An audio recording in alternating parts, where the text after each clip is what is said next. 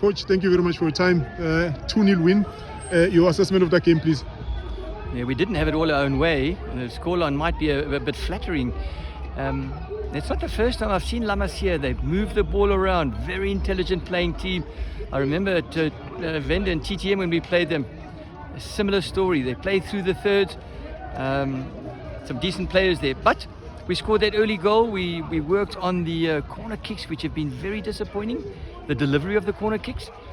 You know, you can preach as much as you want to about starting positions and 6 players in the box. You know, I don't think we've scored a goal recently from the corners. Today we should have had a second one from a corner kick. I think it was a goal. The referee got it wrong. But be that as it may, the delivery was good, and we defended well again. We didn't come to grips. They had a double CDM pairing in the first 45 minutes, which we didn't come to grips with. And they were playing through that midfield. And only at half-time, when we sorted it out, where we sent a man to go to man mark their main guy, number 20, very good player. And then it changed. The nature and the complexion of the game changed. But still, 1 or 2 players not functioning at full throttle. But very happy, very pleased with the scoreline. 2-0. Again, it's the second week in a row. We've scored 2 goals. You know, before that we scored a penalty and a penalty. So all round a good performance again. Not necessarily a good playing performance, but you got to defend. You got to do what you got to do. You know, if you haven't got possession of the ball, you got to just scrap for every ball and try and play on a counter. Try and play on a transition. We made all the necessary subs. I think it made a difference. Bajo came on the right hand side. He's a dynamic flank player. So all in all, it's been a good 2 weeks. We've just got to continue. It doesn't matter to us what Highlands Park does. We've just got to keep winning. And the way we're going now, I think you're gonna have to get a very good team to beat us at the moment. Coach, you mentioned that you know La Masia, how they're going to play. They're going to keep the possession. They're going to move the ball through the thirds.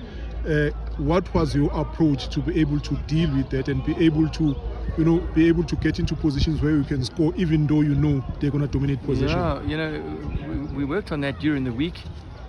We decided that we'll press ultra high. So from their goalkeeper, when they play out from the back, press the keeper, press the 2 centre backs, and they were still good enough to suffocate that press. We did suggest that they can play. They're a decent playing team. There's a lot of intelligent movement when they come out from the back. And we did say that if they beat the first line of pressing, just retreat to the medium press and let's see it goes from there. But eventually, through their 2 double central defensive midfield players, they almost became central attacking midfield players, and we couldn't stop it. Eventually, you end up on the halfway line in a low block. Your back line retreats to the 18-meter line, and it's always a dangerous tactic to use. Hey, and as much as you've created a counter-attacking scenario for yourself, you know, you're inviting that team into your 18-meter line. Eventually, there's a corner. Eventually, there's a free kick and a mistake. And 2-0 is a dangerous scoreline because your team, the team that's winning the game 2-0, there might be 1 or 2 players that think game's over and they knock off, they go to sleep. You end up -2 players or -3 players and you end up 2-1, then you hang on. So it's a dangerous scoreline 2-0, but again, the same back 4 as last week. Fantastic. Their defensive behavior is very, very good. And our goalkeeper, gee whiz us.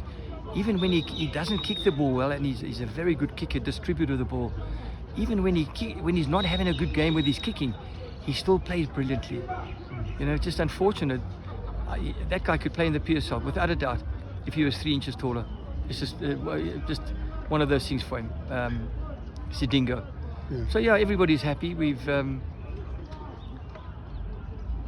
ask hard questions. You know, there's we don't sit on our laurels. Chairman Joe has shown some great leadership in the last month when we lost to Dubai Continental and we drew away to SSU. Everybody was bitching, moaning, pointing fingers, and Joe took it by the scruff of the neck, took that bull by the horns and said, listen, this is nonsense. Let's just focus on the next game. and that's what we've done. Since then, we've beaten UJ, we've beaten Vis, we've beaten who was the team last week we played? Anyway, so 2-0 that team out in Soshanguve, that was Mike 1. Yes. So we won 4 in a row now. So there's momentum, and with momentum comes confidence, comes a bit of arrogance, a bit of whatever you want to call it. But we keep the players' feet on the ground, and we're ready to rock. I think we're playing on Wednesday again, so looking forward to the next game. We're only as good as our next game, and it should remain like that. Coach, something interesting, the substitute at halftime you've explained to deal with the strong midfield. You bring in Sbia, but something interesting is that then Sia initially goes to the right, and then you have a midfield of Malume, Sbia and Zuko. But during the course of the game, I see then Zuko sort of drifts to the right, and Sia then comes inside. What was that about? Well, we don't plan that. We just think with Zuko, he's so forceful, he's so physically strong, and he hits the ball, he strikes the ball well from far, from distance. And we just think on the right flank, he's a little bit wasted. So we're trying him. He's not an automatic number 10 or an attacking midfield player. So him and Stallion, Little Sia, are literally playing out of position. They are both wingers. But then you've got Karabo, Moshonisa on the one flank, you've got Shebelezo on the other flank. So we've got too many flank players, as it were. So we've got to try and balance it out. And I think once you saw Majafa come on, once you saw Muzi come on, there was a bit more balance. There was a greater balance, and we instructed before, when Zuko was still on, for him to man mark that number 20, which was the link between their defense and their attack. And when Zuko went off, we instructed Majafa to do that, and it worked. So that's the game of football, cat and mouse. Who neutralizes who? We nearly had I must be honest, I think that there was another goal in there.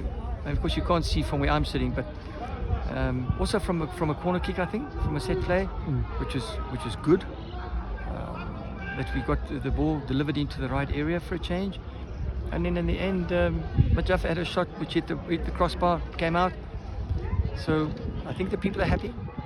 We must make them happy, because I think going forward, we can pack the stadium out, whether it's in the ABC or in the NFD. Just press the right buttons with these kids, and we'll eventually get there. Coach, thank you very much for your time, and all the best going forward. Cheers, mate. Thank you.